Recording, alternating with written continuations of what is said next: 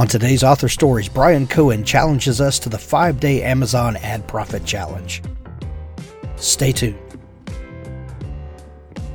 Welcome to Author Stories, the podcast where we talk to the best writers in the industry and discuss writing and the creative process. Whether you're a writer, a reader, or both, we hope you'll find something here that makes you love books and the writers that create them. You can find archives of all of the great conversations I've had with authors over the years at hankgarner.com. Take some time and browse around there. I'm sure you'll find a new author to love, find inspiration for your own creative life, and find a new story to get lost in. Let's thank some sponsors who make the show possible. We're so happy to have our friend Crystal Pico Watanabe as a sponsor of the show.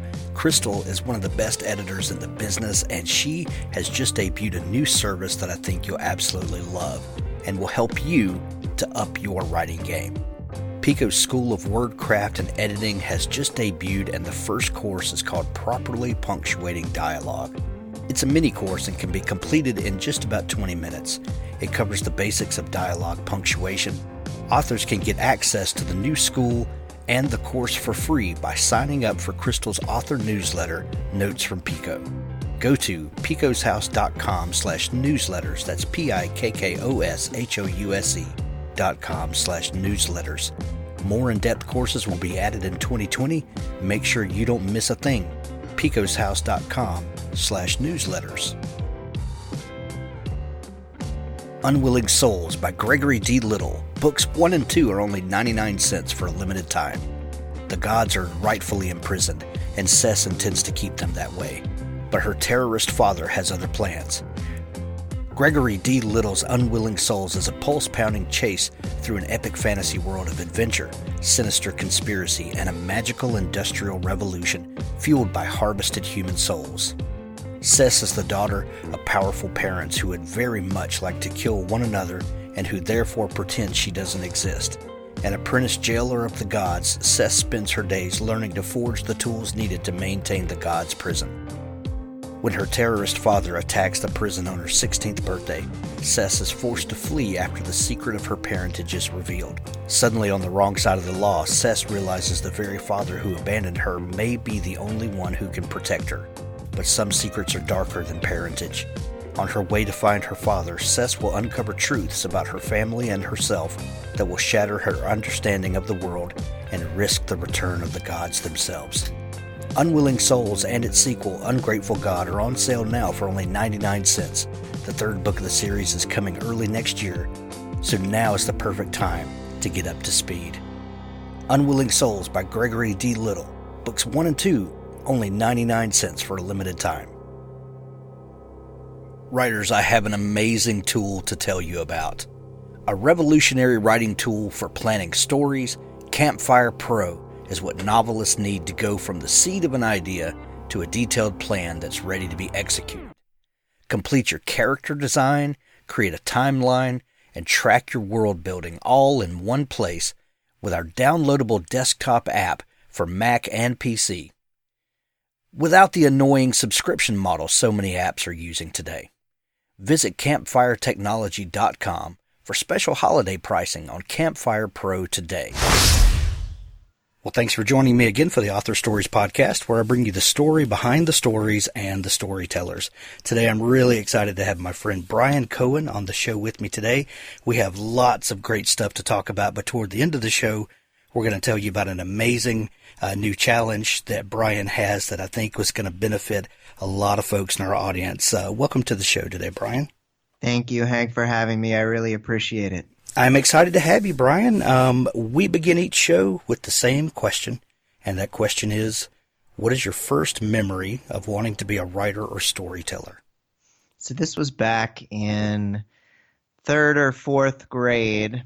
I remember an assignment where we had to write a story, and I didn't necessarily have an original idea in my head, so I pretty much just read a bunch of Encyclopedia Brown books, if you remember I love those. Those are my favorite. Oh, same here, same here. That and Choose Your Own Adventure, those were my jam. And I I wrote my own story, but totally copied the twist at the end from an existing story of Encyclopedia Brown. So I knew that I wanted to adapt things, we'll say, right from the beginning, and that was kind of my start. I still remember my chicken scratch on the pages there, and that's the first thing I remember. Oh, I love it. I love it. What part of the country did you grow up in, Brian? I know you live in Chicago now, right? I do live in Chicago now, where there's just been a light dusting on the ground. But I'm from the Northeast originally, grew up in the suburbs of Philadelphia. Okay, yeah. A light dusting of snow, I presume. Yes, yeah. Yeah, we're Fortunately, not like magma or something like that. we are down on the Gulf Coast, and we're wearing shorts and flip flops today. So Ooh, just, very nice. yeah. I'm jealous. Well, it's I kind don't of like the bugs though. yeah, and it's kind of the air is kind of thick like potato soup today. So Mm, it just doesn't feel a lot like Christmas. I But understand. yeah. So when did you start taking that desire to tell stories and start putting that into action? Well, it's interesting. I come from kind of an improv comedy background, which informs my writing significantly. I started doing comedy in college, and I won't count my honors roll class clown stuff from high school, but I'm sure that was an extension. And improv teaches you to start scenes quickly. It teaches you to escalate stakes, and it teaches you to identify patterns. And I definitely brought a lot of that into my first couple of books, which the first few were nonfiction. They were actually books of creative writing prompts for authors, which, in my estimation, were kind of like me coming up with 1,000 scene ideas that I put out there. And so I've always loved storytelling, but also had this great desire to help other authors tell their stories. And then from there, I did end up writing a novella called Ted Saves the World in 2012 or so, which I later adapted to a novel, which then I later turned into a 7 book series. And so those were kind of those first inklings, but my improv made it in to the fiction in a lot of ways. Obviously, the comedy of the characters, but also really just trying to use things like theme and setting to bring that kind of pattern recognition flavor into the books from the improv. I have a couple of friends who are stand-up comics, Yeah. and a conversation I've had with them before is that performing comedy, especially improv, is a lot like writing or prose writing. But there's Hmm. some interesting dynamics that come with creating on the stage. One is that you have an audience there, and it's almost like having an editor or a critic giving live feedback. You know Yes. what lands and what connects with the audience and what doesn't. Um, I understand the how these things are similar.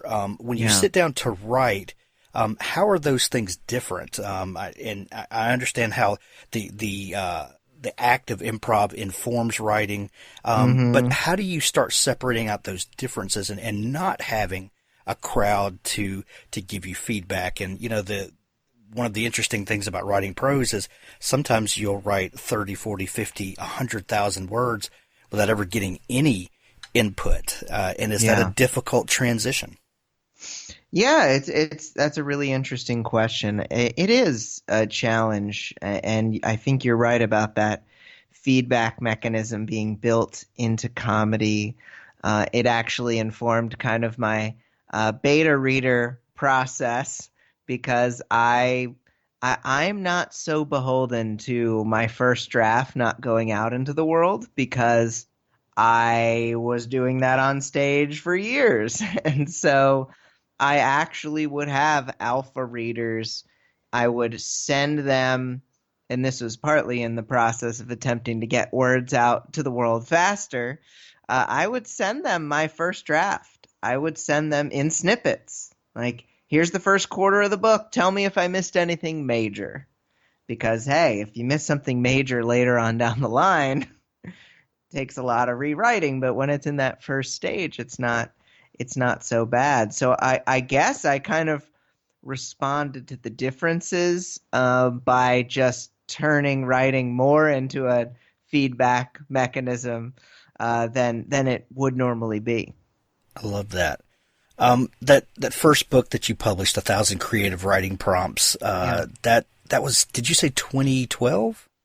The first one was 2010. Okay, 2010. Okay. So right in those early KDP Wild West days. That's where I was going. That was really the Wild West at that time. How did you learn about KDP and what all was going there, and what was that decision process like for you to take that jump to put your work out there like that?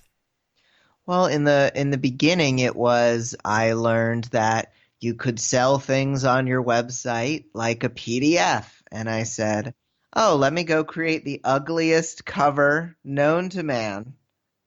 Ugly. So I was trying to make it look like one of those sort of like camouflaged notebooks like you'd get in school, and I failed horribly.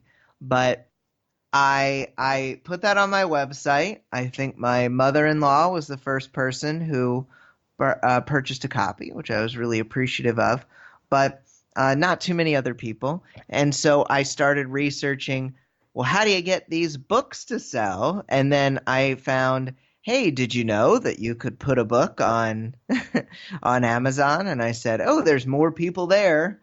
So I commissioned my she wasn't my wife at the time, but my wife to create a cover that was significantly better than what I had done, and I put that out into the world.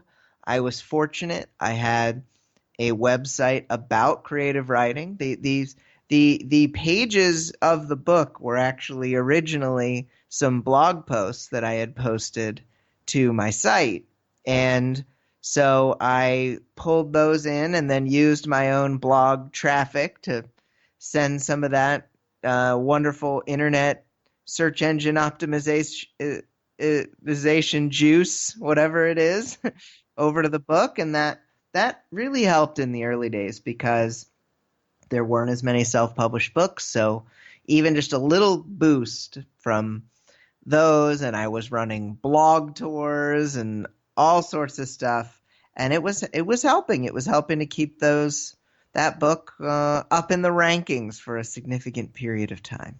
That's fantastic. The 1,000 Creative Writing Prompts found a significant audience, so much that you spread that out to a longer series and workbooks. It kind of created this whole cottage industry around that idea. I find it really interesting that that the topic of that book found such an audience, for most writers don't have a shortage of ideas. They have a shortage of time, or they think they do, or they just can't figure out what the idea is. Kind of that capital The. There's ideas swarming around all the time, but finding the one that kind of floats higher than the rest. Are you the kind of person that responds to writing prompts and it kind of fires off your imagination, or kind of what inspired this idea of writing prompts? I think a lot of it kind of goes back to I'm really interested in the human brain. I'm really interested in how the brain responds to things. And for me and for a lot of people I know, questions kind of leave the brain wanting to fill in the gaps, fill in the answer. And so creating all of these questions and getting feedback over time about which questions led to what, it was really helpful. I mean, it kind of goes back to improv. If you've ever been to an improv show, I need a suggestion from the audience, and someone says, hamburger, and then you're not just doing some scene, you're doing some scene that will, in some way, maybe not in a very obvious way, incorporate a hamburger. It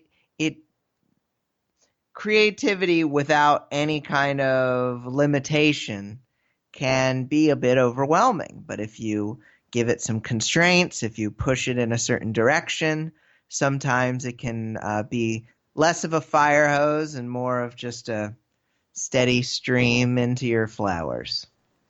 I love that. From the success of that series, and finding an audience and finding that you can find an audience on Amazon and on the web in general, did that give you the confidence or motivation to try getting your fiction out there? Yeah, I mean, I started with fiction, even beyond the Encyclopedia Brown ripoffs. I definitely wrote a lot in college and was very interested in writing prose. I think that originally it was something to write during a year where I was challenging myself to write 2,500 words a day, and I put that out there and didn't really give it a second thought. Just moved on to the next thing, which was probably fiction or nonfiction. But I do love telling stories, and I do love the stories on television and movies. I'm a big movie and TV nerd, and I think that's where some of us start in this game. Some of us get our love of story from that. And as far as the confidence, I mean, it is a very interesting and different game, as I'm sure you know, and I'm sure the 700 plus guests know. It's nonfiction is a bit of an easier sell because you're solving some kind of problem. And with fiction, yes, you're solving the problem of someone wanting entertainment, but in this day and age, there is no shortage of entertainment options. So you really do need to stand out. So I definitely have been excited by the opportunity to sell some of my fiction over time. And I know from just experience that it is a different kind of ball game. So tell me about Ted Saves the World. Who was Ted and how did he come to you? Ted was kind of as I think happens with a lot of folks, we maybe see another character first. Ted was kind of my everyman, but then this character Erica, who was if Buffy and Giles were the same person. The wise old person in a young Buffy body who was sent to kind of Terminator style save John Connor in a way. And it was kind of that mashup that got me excited about that character, which then led me to, well, who's she saving? And Ted came about kind of your proxy for the author, nerd with no clue, who just a girl in the body of his greatest crush coming and having to save him and teach him these superpowers that he seemingly randomly gets. And that was kind of the genesis of that story. When you started with the novella and then that expanded out to other stories that you told in this world with these characters, you had already kind of established a following in your nonfiction. And we all know how difficult it can be bringing readers over with us from an existing readership and an existing community that we built, getting them to follow you to other things you're interested in. I can only imagine the lessons you learned in those early days of taking a nonfiction audience and then trying to build a fiction audience from that as well. Has it gotten any easier as the years have gone on, and what were some of your challenges that you faced in doing that? Well, I think as a lot of people have learned. It's not necessarily apples to apples when you're even bringing from one genre to another. And I think a lot of multi-genre authors have learned that you can't always take them with you. It's like dying. You can't take it with you. Uh, it's like one author died and now you've got a new author. But I think that you you can potentially bring some people over if they're interested, but for the most part, you're starting from the beginning. And there are some tools now that we didn't have back in 2012 when that novella came out that make some parts of it easier. It makes some parts of it more expensive. But because we're in kind of this pay-to-play world in self-publishing now, but we definitely need to think about so many authors want to make things easier on themselves. I have, I teach meditation and I do thrillers. Can't I just have a meditation thrillers email list? And like, I'm sorry, you can't. It's not a great idea. You do want to have multiple email lists if you can swing it. Even though I like to listen to thriller audiobooks on my way to my meditation class. Yes, yeah. Well, I you'd be perfect for that email list, but most would not. Right. You also have another series that you write, the Viral Superhero series, and that's with Bryan Cohen and Casey Lane. Who is Casey Lane? So we've got there's an interesting story here. I knew there would be. So Ted Saves the World was relaunched as the Viral Superhero series. So it is the same series, but I did completely rewrite book one. So we went from 2014 when the novel came out to 2017, and I rewrote the book from page one. And that was an interesting experience.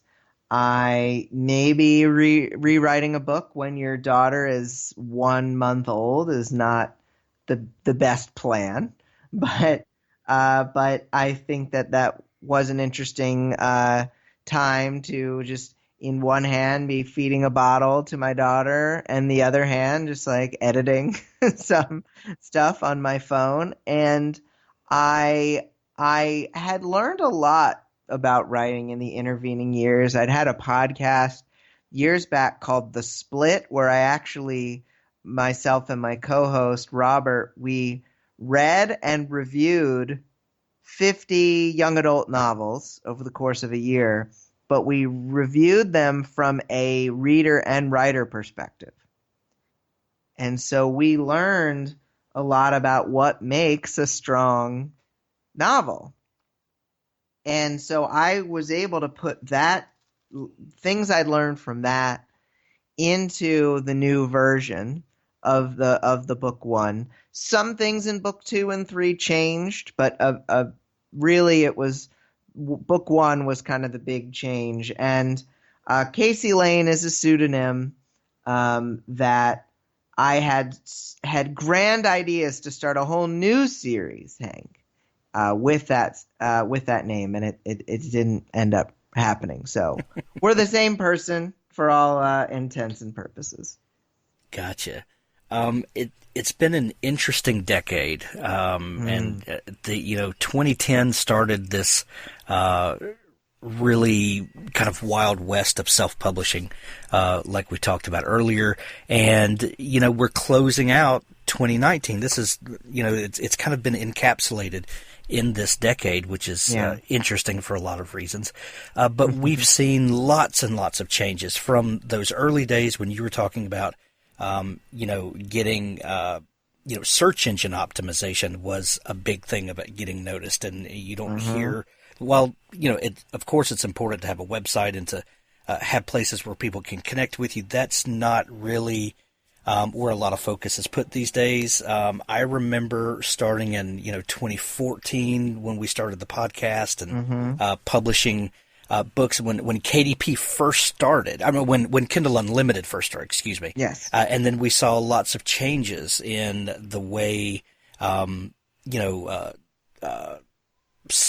it used to be borrows. You know, you earned a certain amount for a borrow, and then we got to page reads.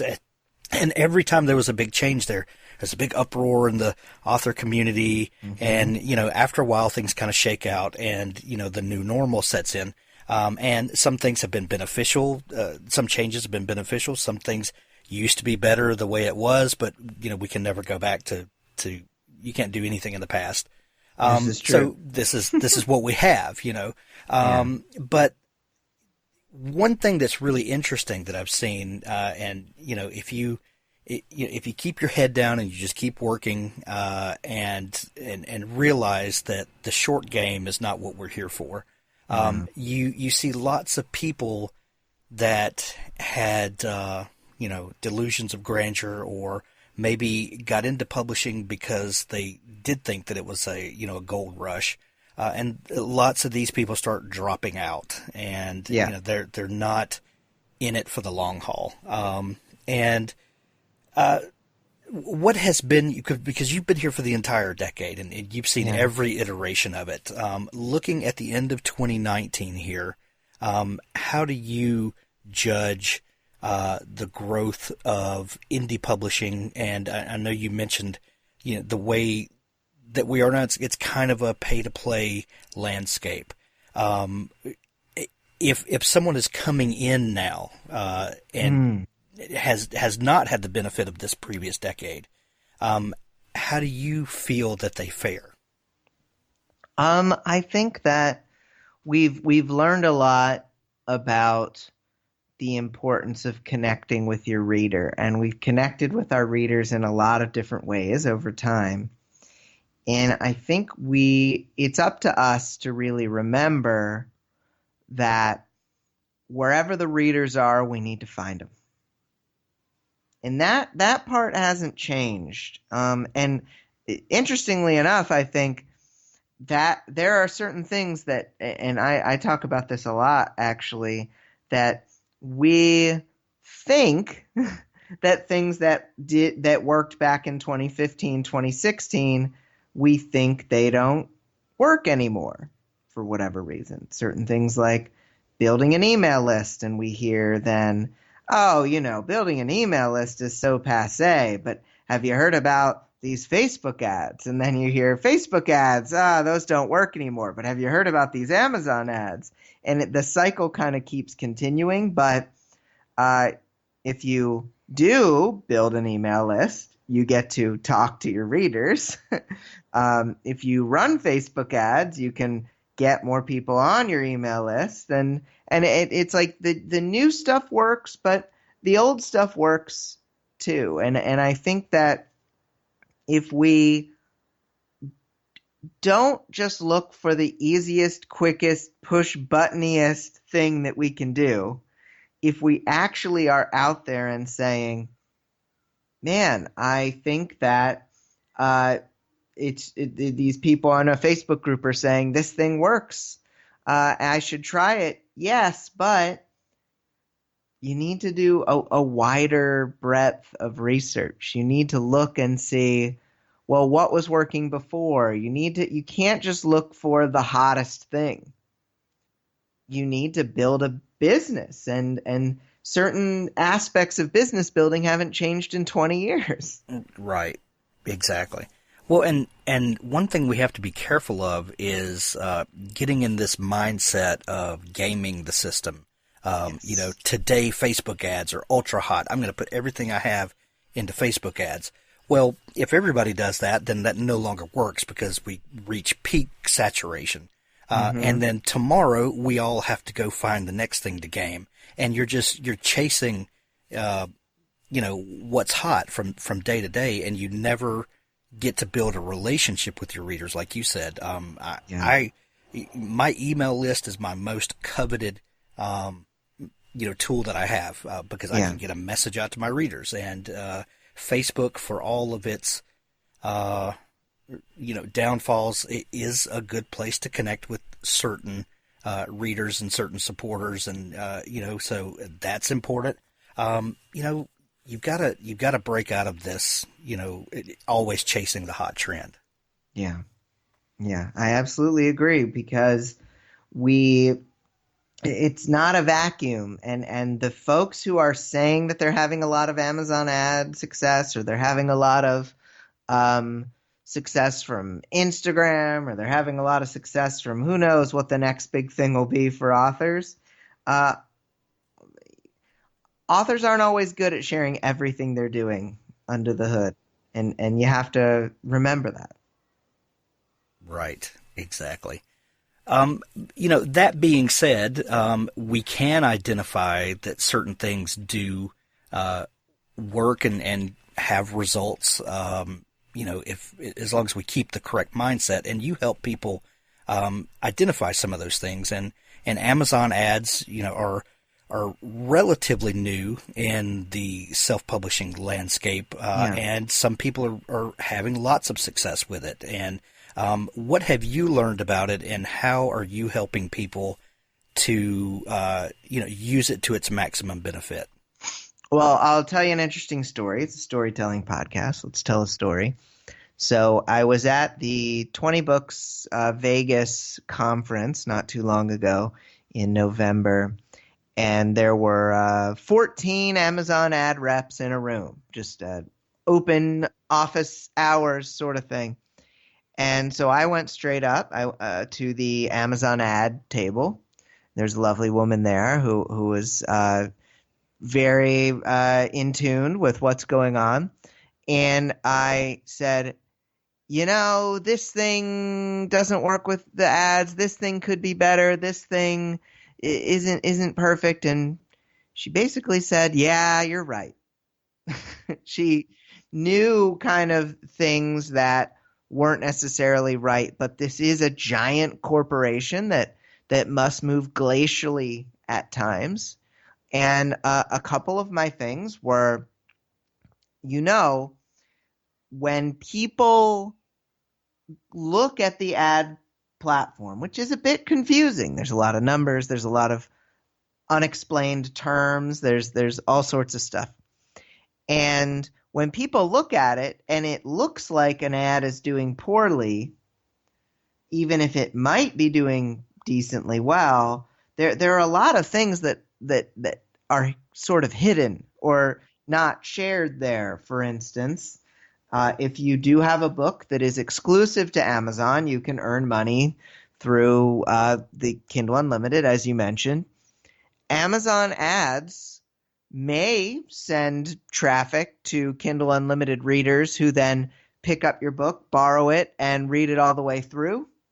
But Amazon advertising does not track that in any way. So you could be making hundreds of dollars a day off an ad. I mean, likely not, but you could be. And it could show up as a big fat zero because that is just not tracked. And I asked her about that, and she said, "Yeah, I mean, the ads were not made for books; they were ported over to books, and because they were used to sell toasters and socks, right. And there's no Socks Unlimited or Toasters Unlimited, so they didn't really have a way of tracking that. And there's all sorts of talk about how the Kindle Unlimited tracking it wasn't really set up well in the first place. And so you have those two things in mind. It's very difficult to get things working as they should. And so that is just one of a myriad of issues that make Amazon ads difficult to decipher. So I did kind of make 2019 and now going into 2020 part of my mission to at least, I want people to know, should I be running these ads?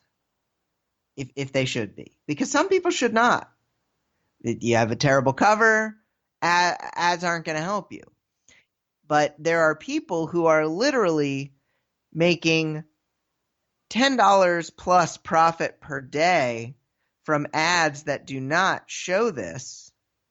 And I don't know if you've seen the post, Hank. I've seen a post like this dozens of times. I turned off my ads and then my pages read stopped. And I'm like, yeah, it's because of everything I just said, but it's not in any way clear. So attempting to translate the almost foreign language of Amazon ads to normal people has been a big goal for me. Well, right now, at the end of 2019, are Amazon ads something that you recommend people use? Is this this time that we're in? Is this one of the best tools that we have in our toolbox? It is. Right now, it is. It is. I was talking on stage to hundreds of people at Vegas and said, Amazon ads are underpriced right now. And then everybody whispered shh because they knew Amazon ad reps were in the room. Right. But which was funny because at first I had no clue. Why are they shushing me? But yeah, they're underpriced, which means that with a fair degree of with a somewhat simple process, you can start making a pretty consistent profit if your books are profitable in general. And the best way to discover that is actually by running a quick little test, about 2 to 4 weeks. You turn off every other source of marketing to your book and you run some Amazon ads. And you try to keep the costs low, keep the bids pretty low, 20 to 40 cents per click. But you run 100 clicks. And you look, 100 is nice because then the numbers are really nice. You get 100 clicks and you say, all right, how many sales did I get? How many full reads of my book did I get on Kindle Unlimited? Maybe you got 8 sales and 2 people read your book on Kindle Unlimited cover to cover. And so you got 10 sales. I count those KU full reads as a sale. You get 10 sales and 100 clicks. Hey, chances are you should be running ads because you're probably profitable. If you got 3 sales over those 100 clicks, well, you got to do a little work before profitability is going to happen. You might need to tweak the cover. You might need to tweak the blurb. But you shouldn't then, after you get those numbers, you say, all right, 3 sales out of 100. Well, how about I spend like $500 more here? No, like the percentage isn't necessarily going to get a lot better here. Right. Throwing more money at the problem isn't going to help. But even just doing that simple experiment can make a big difference. Well, and if you have an inferior book with poor editing or something, yeah, more exposure might actually hurt you if that results in poor reviews. That is definitely possible, for sure. Yeah. We mentioned earlier, having a proper cover, an attractive cover, is essential. Blurbs are also essential, and I know that you have done some talks. I think you did one at 20 Books on blurbage as well. That in the Wild West days that we can keep looking back on, people were making covers in PowerPoint and just throwing up a description, and people were selling books. Those days are long gone. You have to approach this as a professional. What advice do you have to people that are not publishers? They want to write a book and they want to get it out to the world, but we also have to put this other hat on as a publisher. What do people need to learn to make sure they're putting out the right product that will get sales? Well, we go back to what has worked for people. We do the research. I share on my podcast, the Sell More Books Show. We share some success stories, and we're starting to get repetitive. Write quickly, write to market. I know Chris Fox has been on the show. Yeah. He's a good friend. And then listen to our audience. And we get so many people who enter into self-publishing for the first time. They're writing the book of the heart. They're writing the book that they've been dreaming about for years, but they don't necessarily have the skills to catch up to that heart dream. And so for a lot of people, the right advice is to shelve the heart book and write to market.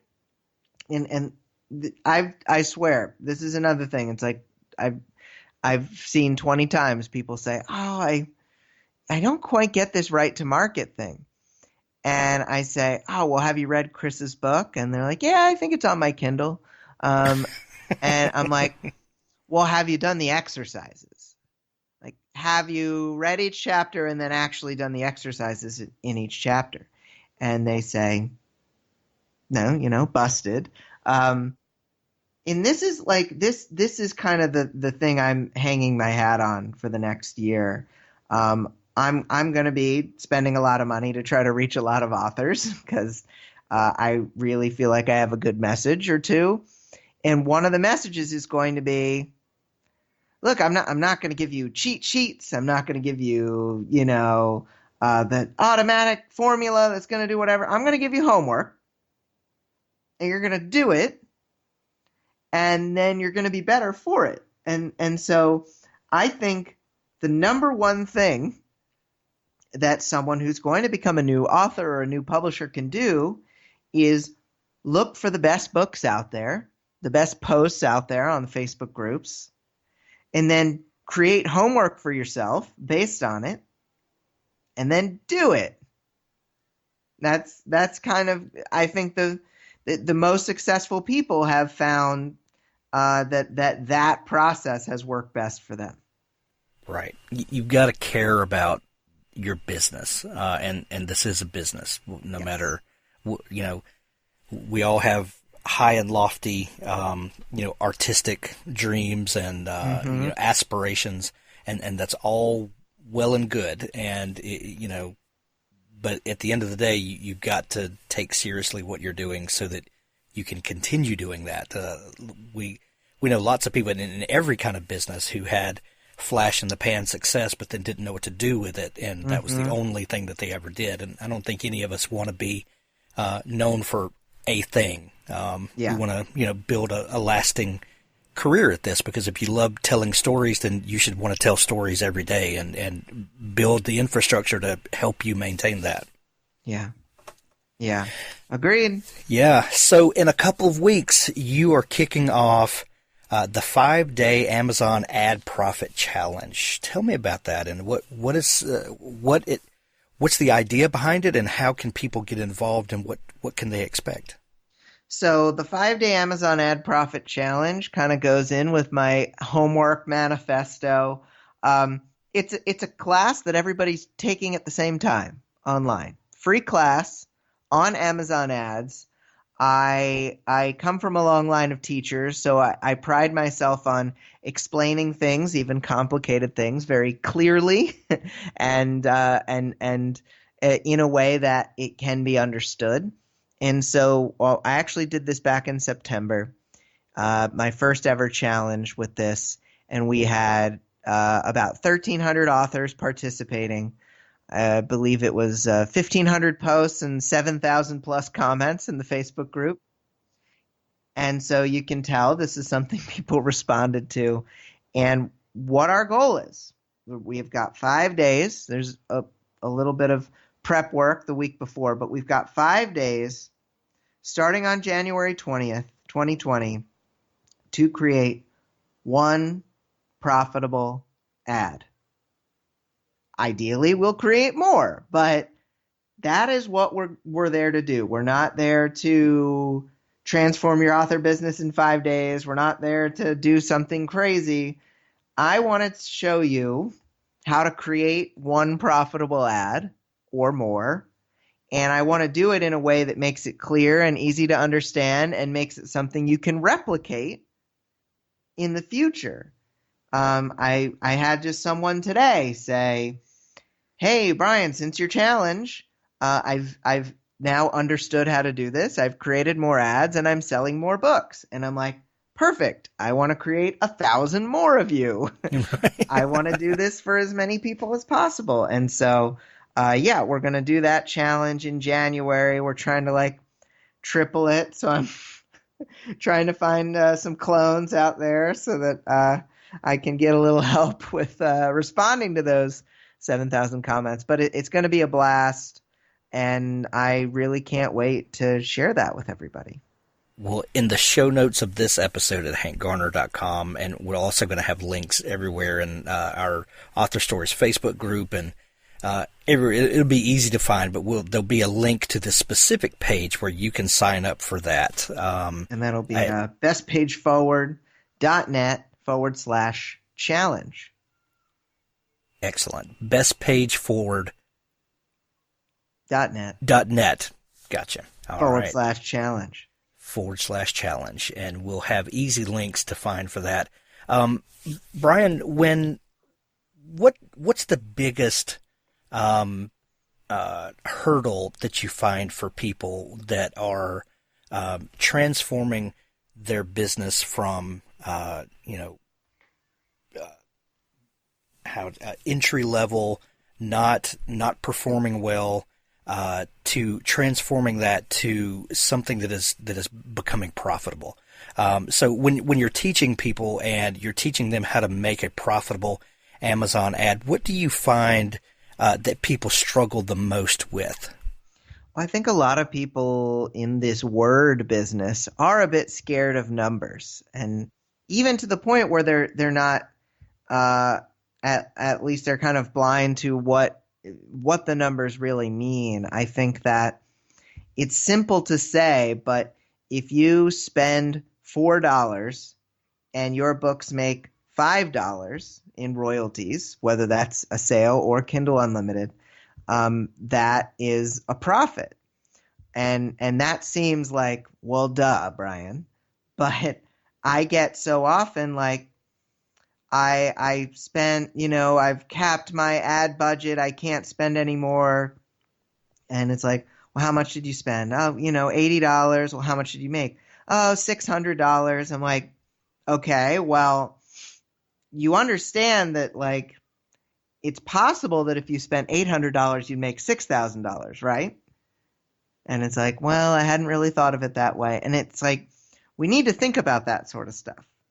We need to think about, there's a guy who posted in the 20 books to 50K group here, Alex Jaunty, and he posted about spending, I believe it was $70,000 in ads in a single month. Wow. And you have the same reaction everybody else does. Yeah. But he made $128,000 in royalties. Which is a profit of $58,000. $58,000. Which is probably $58,000 he didn't have to begin with. And so... or an extra $58,000. Exactly. Say it that way. So yeah. you need to think about it in those terms that, well, I can't spend any more because I've hit my limit, or because you're not even looking in the right place, because Amazon does make it confusing with these Kindle Unlimited pages. Like, people think, oh, I made $70 and spent $80. I'm turning all my ads off. But then they're like, oh, but I also got like 20,000 pages read. Like, that puts you into profit, right? And right. And it's that simple step of knowing where to look and then looking at the place you need to look. And that is, I think, the biggest stumbling point for a lot of people. But once they're past that, it's very exciting. But the Amazon Ad Profit Challenge that you're running is going to help to demystify some of that and to help people have more confidence that they are investing in their business and teaching them how this is benefiting them and to get in the right mindset. I think that's the real thing, is to getting in the right mindset to understand that you are a business worth investing in, and then understanding the work that it takes to go to the next level. Absolutely. And there will be mindset, demystification, all sorts of buzzwords happening. I love it. I love buzzwords.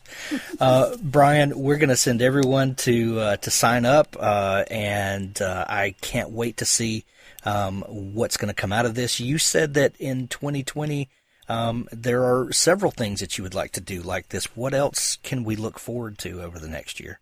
Sure. Well, in August, I will be hosting a live event in Chicago for authors, and that's called Self-Publishing Live. It's at selfpublishinglive.com. That is going to be wonderful. And then I run a book description company that writes the blurbs for authors so they don't have to do it. And we're at about 2,500 blurbs that we've written for the author community, looking to take that to 3,000 plus in 2020, and that's at bestpageforward.net. So it's really kind of the three-headed Hydra monster for us. We've got the ad challenges and the descriptions and the live events, and that's what people have to look forward to. There's lots of ways people can have fun with me in 2020. I love it. Bryan, we've got the link to the challenge that we've told everybody about already, and there's links to it in the show notes. But if people want to connect with you to get plugged into all of the stuff that you do, is there a place where they can connect with you? Sure. I know you podcast listeners love all the podcasts. So I've got a weekly show, the Sell More Books Show. You can check it out on all the podcast players. And I usually do all my big announcements on that show first. Excellent. Do you have a web page of your own? I do, but the podcast is better. Gotcha. All right. We'll put links to everything in the show notes for you to grab handy to connect with Bryan. Bryan, I love everything that you're doing. I love your positive attitude. It's infectious. And thank you for all that you're doing for the author community. And thanks so much for giving your time for the show today. Thank you for having me, Hank. I know you work hard to get all these out there, and we appreciate what you do as well. Thanks for tuning into Author Stories. You can find archives of all the shows at hankgarner.com, and you'll find handy links there to subscribe any way that you listen to podcasts. Thanks for tuning in.